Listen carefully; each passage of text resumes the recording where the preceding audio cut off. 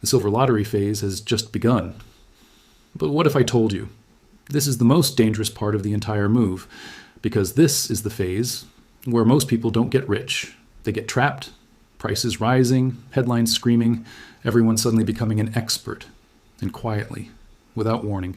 Fortunes are usually made or destroyed, not when silver is cheap, not when nobody cares, but right now, when everyone believes it can only go up. Because this phase, it doesn't reward hope, it exposes it. And in the next few minutes, you're going to understand why some people will walk away with lifetime wins, while others will watch everything slip through their fingers.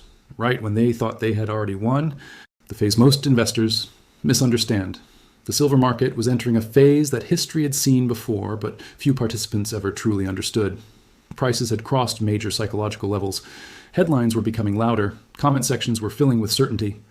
To an untrained eye, this looked like confirmation. To experienced capital operators, it looked like a transition. They were no longer in the accumulation phase. They were entering the public participation phase. In every major commodity cycle, there comes a moment when price itself becomes the marketing campaign. For years, silver had moved quietly. It had fluctuated in ranges that discouraged attention. It bored the public. It frustrated short-term speculators. It rewarded only those who were patient enough to study supply chains, industrial demand, and monetary policy without expecting applause. That period had now ended. Once silver began pushing above long-standing resistance levels, behavior changed. Search trends rose, influencers appeared. Media outlets that had ignored silver for years began publishing daily coverage. Analysts who had never followed the metal suddenly had strong opinions about its future. The shift always feels positive, but structurally, it is the most dangerous part of the entire cycle, because the highest risk is not when assets are hated. The highest risk is when they are celebrated. In prior silver advances, this same pattern repeated with unsettling consistency. In the late 1970s, price acceleration drew waves of late participants. In the aftermath of the 2008 crisis, a similar dynamic unfolded. Silver did not peak when it was cheap. It peaked after it became popular.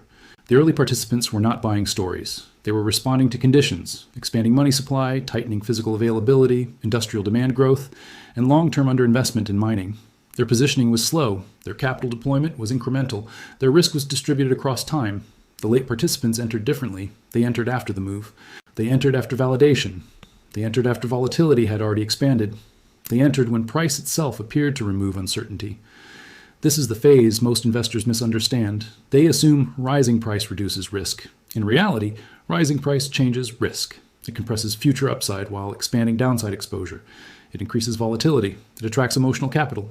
It transforms a market from a structural trade into a psychological battlefield. During early accumulation, price fluctuations are data. During public participation, price fluctuations become narratives. Every small rise becomes proof. Every small decline becomes manipulation. Information stops being weighed and starts being filtered. This is not unique to silver. It appears in every asset class. But commodities amplify it because of their violent historical moves. Silver, in particular, carries a legacy of extreme volatility. Its advances are often fast. Its reversals are often faster. When silver crosses into public fascination, it no longer trades only on supply and demand. It begins trading on expectation, on social feedback loops, on emotional momentum. And that is where most damage is done, because capital is no longer allocated. It is committed. Late-stage buyers rarely scale. They concentrate.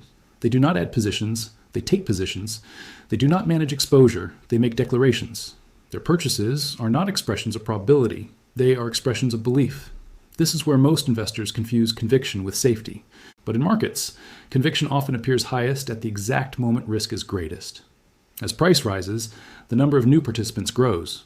Many of them arrive with limited experience but strong emotional motivation.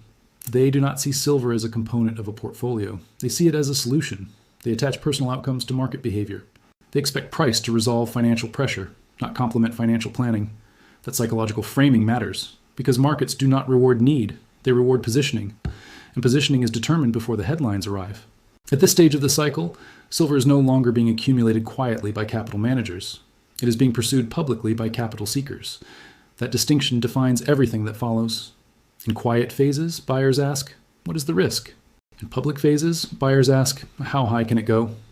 The first question produces strategy. The second produces exposure. This is where the probability structure quietly flips.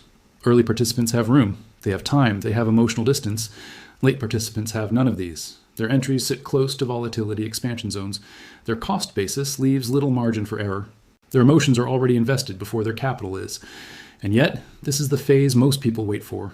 They did not want silver at $11. They did not want it at 15. They did not want it at 18 or 22. It was too quiet, too slow, too uncertain, too ignored. They want it now, because now it feels obvious. But obviousness is not safety. Obviousness is consensus. And consensus is where markets extract the highest price. The public phase is when charts look strongest and risk profiles are weakest. It is when gains feel easiest and exits become psychologically impossible. It is when participants stop measuring capital and start measuring potential. This is also when commentary changes. Discussions shift from position management to prediction, from structure to storytelling, from allocation to allegiance. Silver becomes an identity instead of an instrument. That identity is what later traps capital, because once investors emotionally attach to an asset, they stop managing it. They defend it. They interpret information through it. They hold through signals they would normally respect. They reject caution as negativity. They confuse discipline with disloyalty. And by the time volatility expands fully, most of the damage is already done. Not because silver failed, but because behavior did. Every major silver advance has ended the same way. Not with universal collapse, but with selective destruction. A minority exits structured. A majority experiences the cycle emotionally. They ride the rise. They deny the instability. They hold through the first decline. They rationalize the second. They break on the third. The losses that follow are not sudden. They are slow. They occur through opportunity cost, frozen capital, emotional exhaustion, and long recovery periods. And they begin at the exact moment most people feel safest. This is why the current phase matters more than any price target, because this is where positioning changes hands. This is where early capital transfers risk. This is where inexperienced money absorbs volatility it is not prepared to carry. This is the silver lottery phase, not because it creates winners, but because it creates the conditions where most participants start behaving like ticket buyers instead of capital managers. And historically, that behavior has only ever produced one outcome. In the next part, the structural mathematics behind that outcome will be examined. How volatility, concentration, and asymmetry quietly turn excitement into exposure, and why most losses are engineered long before any crash ever appears. The mathematics of destruction. By the time a market reaches public attention, the visible move has usually already happened. What remains is not the expansion phase, but the volatility phase. This is the period where prices no longer trend smoothly. They stretch, recoil, spike, and collapse within tightening timeframes. To many observers, this appears like opportunity, and structurally, it is risk compression. Risk compression occurs when price advances faster than capital can adjust. When this happens, the distribution of outcomes changes. Upside becomes narrower, downside becomes wider. The market still moves higher at times, but the cost of error multiplies. Silver historically demonstrates this pattern with exceptional clarity. In early phases, a $2 move may take months. In public phases, that same distance can occur in hours. This acceleration is not proof of strength. It is proof of instability. It reflects rising emotional participation and shrinking liquidity depth. Each new buyer enters at a higher base. Each reversal, therefore, impacts a greater concentration of unrealized capital. Mathematically, volatility expansion changes survival probability. If price rises from 10 to 20, a 50% decline only returns it to 15. Most early participants remain intact. But when price rises from 30 to 45, the same percentage decline erases years of accumulation. Capital destruction is no longer linear. It becomes exponential. This is why late-stage markets are not dangerous because they fall. They are dangerous because small falls cause large consequences. At elevated levels, most new investors are already concentrated. Their entries are rarely diversified across time or price. They enter after confirmation, not construction. They allocate lump sums. They overweight single assets. They rely on continuation instead of margin. This concentration creates structural fragility. When volatility expands, drawdowns accelerate. A 10% drop does not feel like a correction. It feels like failure. A 20% drop does not look like noise. It looks like betrayal. But mathematically, these are normal movements inside late-stage commodity cycles. The problem is positioning. Capital becomes vulnerable when it is placed where probability has already thinned. At high price zones, expected value compresses. For every additional unit of upside, exponentially more capital is required to sustain the move. Buyers become the fuel, but fuel depletes. And when it does, gravity reasserts. Silver has never advanced in a straight line once public fascination arrives. It oscillates violently, it overshoots, it corrects deeply, it forms price vacuums where liquidity disappears and price must search rapidly for equilibrium. This is where most destruction occurs, not at the peak, but during the violent range expansion that follows mass entry. Statistically, most retail participants experience markets through nominal returns. They see percentages. They rarely calculate capital stress. They do not model drawdown tolerance relative to income, liquidity needs, or emotional thresholds. They calculate what they could gain. Markets calculate what they can survive. This is where asymmetry appears. At elevated prices, upside potential may appear large in narrative form, but mathematically it narrows. There are fewer buyers capable of absorbing higher price without leverage. There are more holders capable of panicking on reversal. This imbalance increases gap risk, slippage, and execution failure. In these zones, markets stop behaving like markets and start behaving like stress systems. Every move becomes disproportionate, every headline becomes amplified, every rumor becomes volatility. The mathematics of destruction does not rely on collapse. It relies on friction. A trader with a 10% portfolio exposure can tolerate a 30% move. A trader with an 80% exposure cannot tolerate a 10% move. The market does not change between them. Only survival probability does. As prices rise, average exposure rises. Late entrants tend to allocate more, not less. They are not averaging over time. They are reacting. Their positioning is emotional, but their losses are mathematical. This is how most investors are removed. Not by being wrong, but by being oversized. Oversizing collapses optionality. It removes patience. It transforms normal market behavior into personal crisis. When this happens, rationality degrades. Decision-making shifts from probabilistic to reactive. This is when exits become disordered. Stops are not placed. Hedges are not understood. Liquidity is assumed. Reversals therefore cascade. Each sell order finds fewer bids. Each decline triggers new forced decisions. Margin compresses. Borrowed capital magnifies motion. Volatility feeds on itself. And yet, none of this requires manipulation. It is simple arithmetic. High participation increases sensitivity. High concentration reduces resilience. High expectation reduces discipline. Together, they create inevitable instability.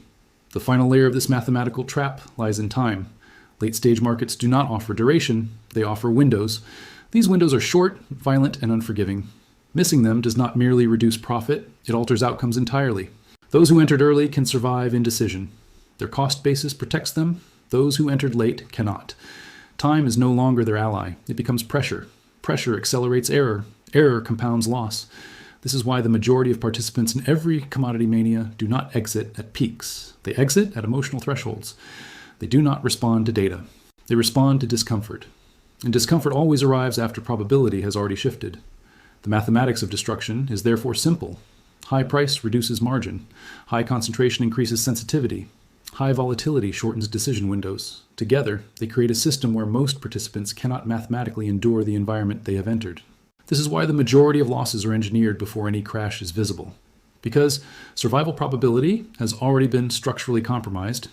In the next part, attention will turn away from numbers and toward the internal mechanics that finalize this process, the psychological failures that convert manageable exposure into permanent capital loss, and why first-time success is historically the most dangerous financial experience an investor can have, the psychological trap. Long before capital is destroyed in markets, it is weakened in the mind.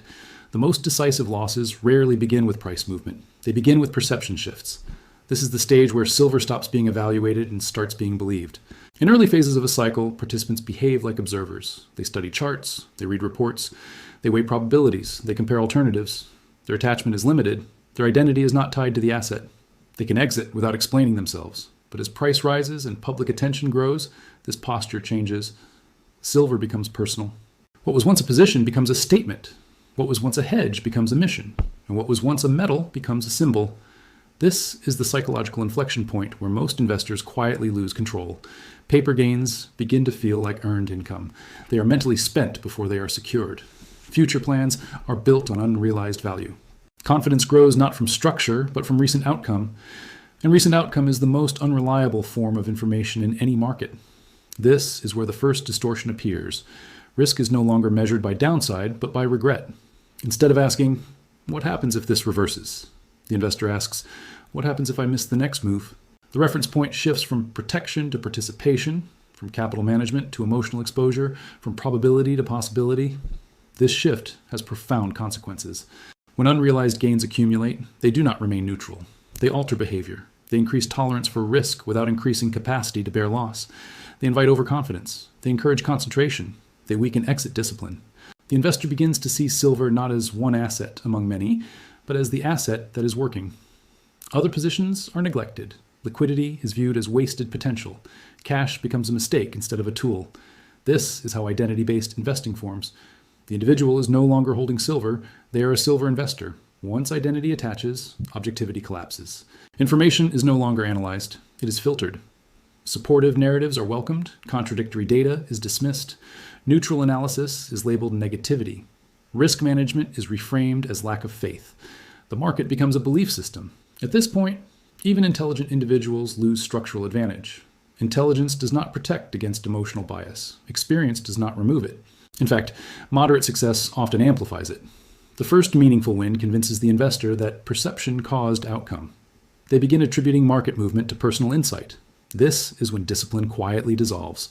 Exit plans that once existed become unnecessary. Position size is rationalized. Volatility is reinterpreted as proof of strength. Losses are framed as manipulation. Every decline is an opportunity. Every warning is noise. The investor no longer manages risk, they endure it. This endurance feels like strength. In reality, it is exposure. Psychologically, this phase is reinforced socially. Algorithms reward enthusiasm. Communities amplify certainty. Dissenting voices are removed or ridiculed. Language becomes more extreme. Timeframes extend. Future projections expand. The narrative shifts from silver is undervalued to silver is inevitable. Inevitability is not an investment thesis. It is a surrender of responsibility. Once inevitability is accepted, exit becomes betrayal. Profit-taking becomes weakness. Hedging becomes fear. Capital preservation becomes lack of conviction. This is how most participants remain present through the entire volatility expansion phase. They do not fail to see the swings. They reinterpret them. Every spike renews hope. Every decline delays decision.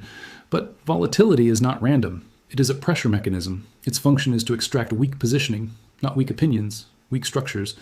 And the weakest structure is psychological overcommitment. When silver enters violent movement ranges, the environment becomes cognitively hostile. Prices move too quickly for emotional processing. Gains and losses arrive faster than reasoning can adjust. This produces reactionary decision-making. Decisions made under stress are not strategies. They are relief-seeking actions. This is where most exits finally occur. Not at highs, not at logical rebalancing zones, but at exhaustion points. After the market has oscillated capital into numbness, after confidence has turned into confusion, after belief has turned into resentment. This is why most investors remember silver cycles not as missed profits, but as emotional events. They recall betrayal, manipulation, disappointment. They do not recall mispositioning. Because psychologically, it is easier to blame markets than to confront mismanagement. The final psychological failure occurs when investors anchor to what could have been. They compare present value to peak value. They refuse to act because doing so would finalize loss. They wait for return to previous highs not to exit strategically, but to restore self-image. This waiting phase can last years. Capital remains immobilized, opportunity passes, emotional capital decays. This is how financial loss becomes long-term stagnation, not through collapse, but through attachment. Silver did not trap them. Their need for validation did. Their desire for certainty did. Their refusal to treat capital as a tool instead of a reflection did. In every major commodity cycle, the majority of participants are not removed by the market's violence. They are removed by their own psychological rigidity. They stop adjusting. They stop measuring. They stop managing. And once that happens, the outcome becomes secondary, because the process is already complete. In the next part, attention will turn to the behaviors that historically avoid this fate, the structural frameworks used by surviving capital operators, and how they separate belief from positioning, conviction from concentration, and opportunity from exposure. The survivor's framework. When every silver cycle is examined closely, a pattern emerges that is often missed by public narratives. The greatest divide is not between those who believed and those who did not. It is between those who managed positioning and those who managed emotion. The survivors of volatile commodity cycles do not appear extraordinary in hindsight. They do not predict peaks. They do not forecast dates. They do not speak in certainties. Their advantage lies in structure. They enter markets with defined exposure. They build positions instead of making declarations. And most importantly, they design exits before excitement ever arrives. They treat silver not as a verdict on the future, but as one component within a larger economic process. This distinction changes everything. Professional capital operators do not ask where silver is going. They ask where risk is moving. They monitor liquidity, volatility regimes, credit conditions, and capital flows. They observe how markets behave when participation expands. They recognize that opportunity and danger rise together. In these frameworks, silver is not a destination. It is a vehicle. Vehicles are not loved, they are used, and when conditions change, they are exited. The first principle in the survivor's framework is capital retrieval. This concept is almost absent from public discussion, yet it defines professional behavior. Capital retrieval means removing original capital from exposure zones once markets have delivered meaningful multiples. It is not liquidation. It is repositioning. It converts speculation into positioning. It transforms risk capital into house capital. This single action changes psychological posture. Once initial capital is secured, the position no longer threatens identity. Volatility becomes informational instead of existential. Decisions slow down. Objectivity returns. Without capital retrieval, every price fluctuation becomes personal. With it, price becomes data again. The second principle is exposure management. Survivors do not allow one asset to dominate their financial architecture. Even when conviction is high, concentration is limited. They maintain liquidity, they preserve optionality, they protect their ability to respond. This is why they do not wait for confirmation to reduce exposure. They de-risk into strength, not weakness. They rebalance when enthusiasm is high, not when fear arrives. They understand that the market rewards those who sell certainty to those who are buying it. This behavior is not pessimism, it is professionalism. The third principle is volatility alignment. Surviving operators adapt position sizing to volatility conditions. As markets become more unstable, exposure decreases. As stability returns, positioning expands.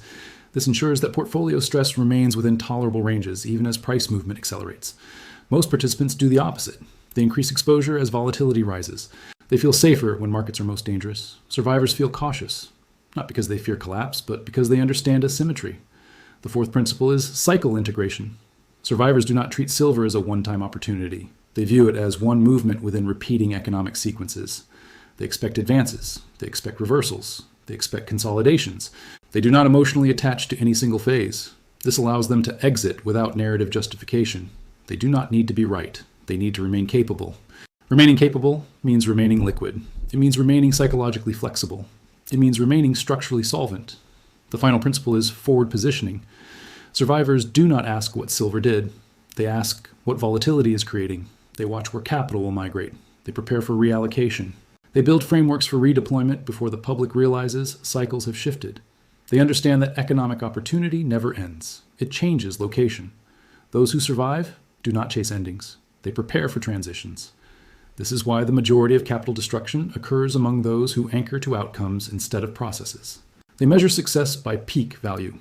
Survivors measure success by continuity. Can they still act? Can they still deploy? Can they still think clearly? If the answer is yes, the cycle has not defeated them. The silver lottery phase is therefore not dangerous because it rises. It is dangerous because it tests structure. It exposes whether participants are capital managers or emotional participants. It reveals whether positioning exists or only belief. It separates those who entered a market from those who built a framework. Historically, only one of those groups remains after volatility has completed its work, not because silver fails, but because most approaches do. Those who emerge intact are rarely the loudest. They do not celebrate peaks. They do not dramatize declines. They quietly reposition, retrieve, and reallocate. They carry their capital forward into the next cycle.